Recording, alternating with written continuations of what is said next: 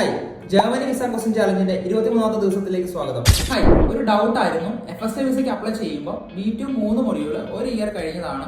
Employer supporting letter തന്നില്ലെങ്കിൽ വേറെ എന്താണ് റിജക്ഷൻ ഒഴിവാക്കാൻ സാധിക്കുന്നത്? റിജക്ഷൻ കിട്ടിയാൽ നമുക്ക് പിന്നീട് ആ സർട്ടിഫിക്കറ്റ് യൂസ് ചെയ്യാൻ പറ്റില്ല, ഫുൾ മൊഡ്യൂൾ എഴുതിയെടുക്കേണ്ടി വരുമോ? നല്ലൊരു ക്വസ്റ്റൻ ആണ് അതുള്ളത് ചോദിച്ചിട്ടുള്ളത്. നമുക്ക് ഓപ്ഷൻ ഡീറ്റെയിൽസ് നോക്കാം. ജർമ്മൻ കോൺസുലേറ്റ് വെബ്സൈറ്റിൽ ഡീറ്റെയിൽ ആയിട്ട് കാര്യങ്ങൾ കൊടുത്തിട്ടുണ്ട്. Proof of basic knowledge of German language or return confirmation by the assigned location or provided എന്നാണ് പറയുന്നത്. എംപ്ലോയർ സൈഡിൽ നിന്ന് നിങ്ങൾക്ക് ലാംഗ്വേജുമായി ബന്ധപ്പെട്ട് ലെറ്റർ കിട്ടിയില്ല എന്നുണ്ടെങ്കിൽ റിട്ടേൺ കൺഫർമേഷൻ മാത്രം മതിയാവും. നിങ്ങൾ ലാംഗ്വേജ് സഫിഷ്യന്റ് ആണെന്നുള്ള ലാംഗ്വേജ് നിങ്ങൾക്ക് ആവശ്യമില്ല എന്നുള്ളതും, അതുപോലെ തന്നെ നിങ്ങൾ ജർമ്മൻ ക്ലാസ്സസ് അവിടെ നിന്ന് അറ്റൻഡ് ചെയ്യുന്നുള്ള ഒരു ലെറ്റർ മാത്രം മതിയാവും, കൺഫർമേഷൻ മതിയാവും. എംപ്ലോയർ സൈഡിൽ നിങ്ങൾക്ക് ലെറ്റർ തരുന്നില്ല എന്നുണ്ടെങ്കിൽ, വിസ റിജക്ഷൻ ലഭിക്കുകയാണെന്നുണ്ടെങ്കിൽ നിർബന്ധമായി നിങ്ങൾ ഒന്നും കൂടി നിങ്ങളൊരു B1 അല്ലെങ്കിൽ B2 ഫുൾ മൊഡ്യൂൾസ് കംപ്ലീറ്റ് ചെയ്തിട്ട് രണ്ടാമത് അപ്ലൈ ചെയ്യേണ്ടി വരും. ഇന്നത്തെ ഈ വീഡിയോ നിങ്ങൾക്ക് പ്രയോജനപ്പെട്ടുവെങ്കിൽ ഫോളോ ചെയ്യുക. നിങ്ങളുടെ ക്വസ്റ്റ്യൻസ് കമന്റിൽ അറിയിക്കാവുന്നതാണ്. Thank you all.